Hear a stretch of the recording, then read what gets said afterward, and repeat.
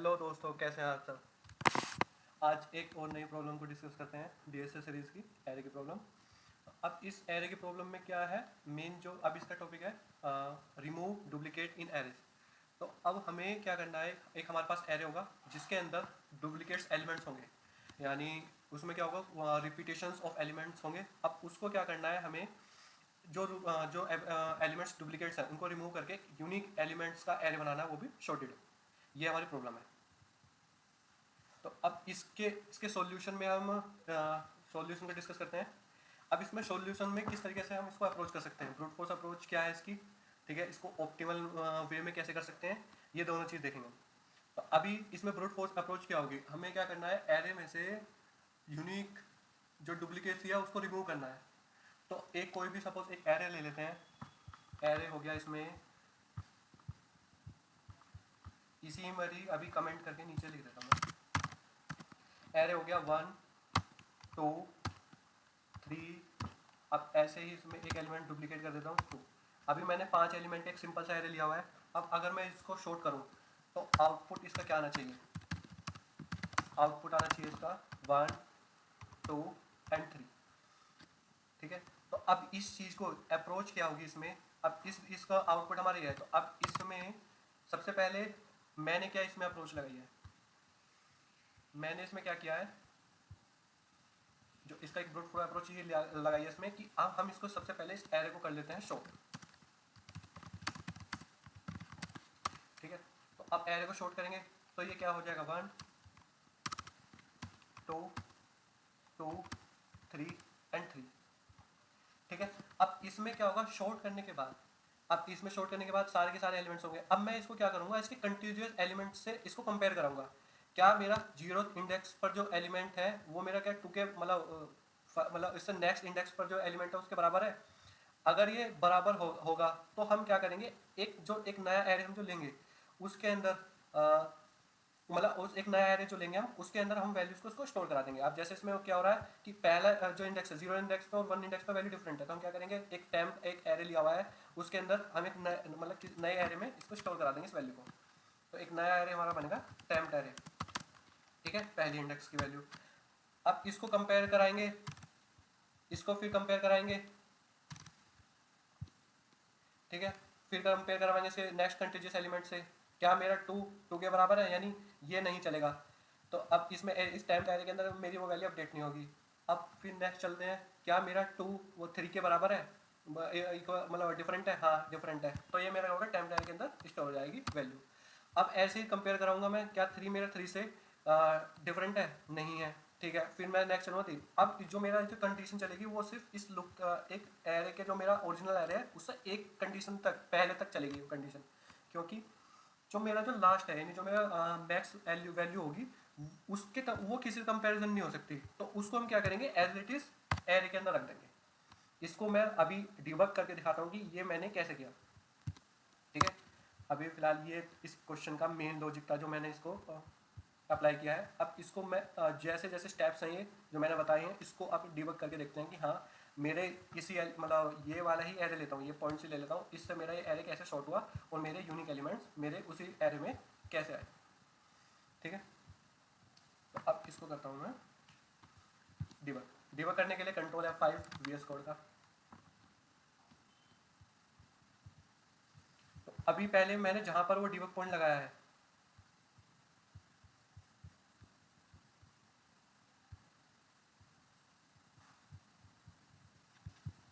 ठीक है, तो अब यहाँ पर मैं साइज डाल देता हूँ 5। एक इसको अगेन करते हैं, डिबग का मैं आपको दिखा देता हूँ इसको, डिबग जावा, ठीक है। तो अभी मैंने क्या किया हुआ है यहाँ पर, इसको इस वजह में हटा देता हूँ, जहाँ पर मुझे एलिमेंट्स लेने थे मैंने यहाँ पर एक डिबग पॉइंट लगाया हुआ है, तो इस डिबग पॉइंट पर आकर रुक गया ये। अब मुझे क्या देना है, इसको डिबग को कंटिन्यूस करना है पहले तो अब यहाँ पर ऑप्शन ऊपर इसके ऊपर ऑप्शन आते हैं, एक स्टेप ओवर, एक स्टेप इनटू एंड एक स्टेप आउट। तो अभी मैं इसको स्टेप ओवर करता हूँ। स्टेप ओवर का मतलब क्या होगा, एक स्टेप आगे बढ़ जाएगा ये। तो अभी मुझे साइज मिल चुका है। अब मैं यहाँ पर साइज दे सकता हूँ 5, इसके बाद फिर ये यहाँ पर आ गया, ठीक है। तो अब इसको मैं कर देता हूँ स्टेप कंटिन्यू, क्योंकि मुझे अभी एलिमेंट्स देने हैं। तो एलिमेंट्स दे देता हूँ मैं 1 2 3 3 एंड 2, ठीक है। अब ये मेरा लेंथ पर आ चुका है, इस मेथड पर आ चुका है। एक मैंने सेपरेट इसके अंदर मेथड बना रखा है, रिमूव डुप्लीकेट फ्रॉम एरे, ठीक है। अब इस मेथड के अंदर चलते हैं। इस मेथड के अंदर पैरामीटर्स क्या क्या जा रहे हैं पहले वो देख लेते हैं।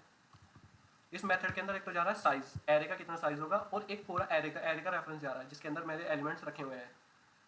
तो अभी इस एरे के अंदर वैल्यूज रखी हुई है मेरी, मैंने इस पर डिबग पर रखा हुआ था, इसमें वैल्यूज ऊपर शो हो रही है मेरी। 0 इंडेक्स पर वैल्यू क्या है 1, 1 इंडेक्स पर 2, 2 सेकंड इंडेक्स पर वैल्यू है 3, थर्ड इंडेक्स पर वैल्यू है 3 एंड फोर्थ इंडेक्स पर वैल्यू है 2, ठीक है। अब इस मेथड के अंदर जा सकते हैं हम स्टेप इनटू से। एक स्टेप ओवर होगा, एक मेथड के अंदर जाना है तो हमें स्टेप इनटू, तो मैंने स्टेप इनटू प्रेस किया तो हम मेथड के अंदर आ गए। अब उस मेथड के अंदर पहली कंडीशन मैंने लगा रखी है, अगर ये वाली कंडीशंस मैंने इसलिए लगा रखी है, अगर हमारे एरे के अंदर साइज क्या होता है 0 या फिर एक एलिमेंट होता तो साइज 0 हो सकता है या फिर एक एलिमेंट हो सकता है। तो एक एलिमेंट ना तो वो डुप्लीकेट होगा और साइज 0 होगा तो हम यहाँ से डायरेक्टली रिटर्न करा देंगे। आगे फर्दर हमें इस मेथड के अंदर जाने की जरूरत नहीं है, क्योंकि एरे के अंदर एक या तो एलिमेंट है नहीं या फिर एक एलिमेंट है तो उसका कोई डुप्लीकेट होगा नहीं। तो उसको रिमूव हमें क्या करना है, एरे में से डुप्लीकेसी रिमूव करनी है। तो एक एलिमेंट का कोई डुप्लीकेट नहीं होगा, तो यहाँ से सीधा ही जा सकता है। तो ये कंडीशन क्या होगी, अभी के केस में होगी कंडीशन फॉल्स। तो इफ कंडीशन को क्रॉस मतलब ये इस इफ कंडीशन के अंदर नहीं जाएगा तो ये आगे बढ़ा। अब मैंने क्या किया हुआ है, इसको टैम्प लिया हुआ है एरे का, मतलब ये एक टैम्प एरे लिया हुआ है सेम साइज का, क्योंकि अब इसके अंदर सेम साइज का इसलिए लेना है क्योंकि एरे के अंदर सारे के सारे पहले भी ऑलरेडी यूनिक भी हो सकते हैं। तो अगर यूनिक होंगे तो फिर उसी सेम साइज का ही हमारा जो एरे है वो वापस रिटर्न हो जाएगा। अगर नहीं है तो हम इस साइज को हम जो टैम्प की वैल्यूज होंगी ना, मैंने वो सिर्फ उसी वैल्यू तक इनिशियलाइज करना है जितनी साइज का हमारा जितने हमारे उसके अंदर यूनिक एलिमेंट्स होंगे, ठीक है। अब आगे चलते हैं। इसमें एक हमने जीरो एक मतलब वेरिएबल लिया हुआ है जो काउंट को रखेगा, जो अब जितने उसमें यूनिक एलिमेंट्स होंगे जो हमारा रिजल्टेंट एरे बनेगा। अभी तक एरे के अंदर यूनिक एलिमेंट्स थे और वो थे, अब यहाँ पर हो चुका है शॉर्ट। अब वो जो हमारा ओरिजिनल एरे है, जो ओरिजिनल एरे है सेम रेफरेंस पर हमारा वो एरे शॉर्ट हो चुका है। अब आगे कंडीशन चलती है। अब यहाँ पर लूप लगेगा कि मेरा जो 0 इंडेक्स पर है, यानी मेरा कंटिन्यूस एलिमेंट्स चेक होंगे कि वे अगर डिफरेंट है तो मेरा जो टैम्प एरे है वो इनिशियलाइज होता चला जाएगा। तो एरे मेरा साइज, अब इंडेक्स मेरी है आई की वैल्यू क्या है 0, क्या मेरी 0 इंडेक्स पर वैल्यू 1 इंडेक्स के बराबर है, 1 इंडेक्स पर जो एलिमेंट रखा हुआ है तो 1 क्या 2 के बराबर है, जो कि नहीं है। और इस कंडीशन से ये कंडीशन ट्रू तो अंदर जाएगा ये, तो मेरी टैम के अंदर जो वैल्यू है वो 0 इंडेक्स पर वो बढ़कर मतलब 0 इंडेक्स पर इनिशियलाइज हो गई है, वो हो गई है 1। अब आगे चलते हैं। इसके अंदर टैम के अंदर जो हमारा ये जो है जे प्लस प्लस यानी ये पोस्ट इंक्रीमेंट है। अभी ये जे की वैल्यू क्या थी 0, अब ये पोस्ट इंक्रीमेंट, अब जैसे ही हम नेक्स्ट टाइम आएंगे पोस्ट इंक्रीमेंट क्या करता है, जैसे हम नेक्स्ट टाइम वैल्यू आएंगे तो वो तब इंक्रीमेंट करेगा, एट द टाइम वो इंक्रीमेंट नहीं करेगा। तो अभी क्या है 0 है तो 0 पर मतलब इंडेक्स पर हमारी वैल्यू आ गई है 1। अब नेक्स्ट लूप को कंटिन्यू करते हैं। तो अब वैल्यू क्या हो गई हमारी, आई की वैल्यू हो जाएगी 1। तो 1 इंडेक्स पर क्या मेरी जो 2 है वो 2 के बराबर है, 2 के बराबर नहीं होनी चाहिए थी, लेकिन अब यहाँ पे बराबर है तो ये कंडीशन के अंदर नहीं जाएगा। तो ये इसको मतलब इफ कंडीशन के अंदर नहीं जाएगा तो फिर नेक्स्ट लूप पर चला जाएगा, मतलब नेक्स्ट वैल्यू पर इंक्रीमेंट हो गया। अब आई की वैल्यू क्या हो गई, आई की वैल्यू हो गई 2। अब 2 पर चेक करते हैं। अब मैंने यहाँ पे मेरे क्या 2 वाली जो वैल्यू है यानी 2 पर जो 2 पर इंडेक्स 2 पर वैल्यू क्या है 2, क्या मेरी 2 नॉट इक्वल टू है इंडेक्स ऑफ 3 वैल्यू, मतलब इंडेक्स ऑफ 3 पर जो वैल्यू रखी हुई है यानी 3, क्या मेरा 2 नॉट इक्वल टू 3 के, हाँ कंडीशन ट्रू, तो ये इफ कंडीशन अंदर जाएगा। तो आज ये मेरा इंक्रीमेंट हो गया। अब क्या हो गया 1, तो 1 इंडेक्स पर एरे के 1 इंडेक्स पर वैल्यू जो हो गई अब हो गई 2 इनिशियलाइज हो गई, ठीक है। अब ऐसे ही अभी कंडीशन, अब मेरी आई की वैल्यू क्या हो गई 3। अब आई की वैल्यू 3 चेक करेगा। तो आई की वैल्यू 3 पर वैल्यू क्या है मेरी, आई पर 3 पर वैल्यू रखी हुई है मेरी 3, क्या मेरी 3 ये जो आई की वैल्यू 4 है, इंडेक्स जो 4 पे वैल्यू है 3, क्या इसके बराबर है, नहीं है, मतलब बराबर है। तो इसी वजह से कंडीशन क्या हो गई है, फॉल्स हो गई, ठीक है। अब इसमें क्या हो गया, जो मेरा मैंने इसमें पहले आपको बताया था कि इस कंडीशन में ये जो मैक्स वैल्यू होगी, जो एरे की जो मैक्स वैल्यू होगी, वो कभी अब मतलब उसकी कंडीशन चेक नहीं हो सकती इसमें, यानी वो वाला मेरा एलिमेंट यूनिक होगा, वो एक ही बार होगा, तो वो ऐड नहीं हो पाएगा। तो उसी वजह से इसको मैंने बाहर लिखवाया, यानी बाहर इस मतलब इस कंडीशन के अंदर नहीं चेक हो पाएगा वो। तो उसको एक एलिमेंट को जो लास्ट इंडेक्स पर जो वैल्यू है वो हमारी सीधा से सीधा इसमें एलिमेंट में ऐड होकर आ जाएगी, यानी जो टेम्प एरे होगा, क्योंकि इस कंडीशन से मेरा जो लास्ट वाले जो मैक्स वैल्यू होगी वो इससे चेक नहीं हो पाएगी, क्योंकि इससे मैक्स वैल्यू चाहिए, जब यूनिक एलिमेंट होंगे तभी वो इस लूप के अंदर मतलब इस कंडीशन के अंदर जा पा रहा है। ठीक है, तो अब ये हो गया। तो मेरी अब इससे टैम्प मेरा इनिशियलाइज हो गया, टैम्प के अंदर वैल्यू क्या हो गई 1 2, अब ये होकर हो जाएगी 3।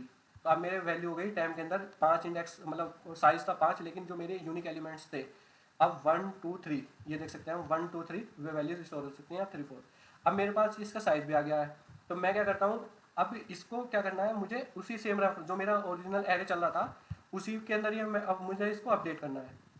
क्योंकि इस मेथड का काम क्या है, यहाँ पर जो टैम्प एरे है उसका काम सिर्फ ये है कि यूनिक एलिमेंट्स मेरे आ चुके हैं, उसने स्टोर करा लिए हैं। अब उस जो मेरा ओरिजिनल एरे था उस ओरिजिनल के अंदर वापस से वही अब अपडेट्स वैल्यू चली जाएंगी, और कितना साइज तक, जितना मेरे यूनिक एलिमेंट्स आए हैं।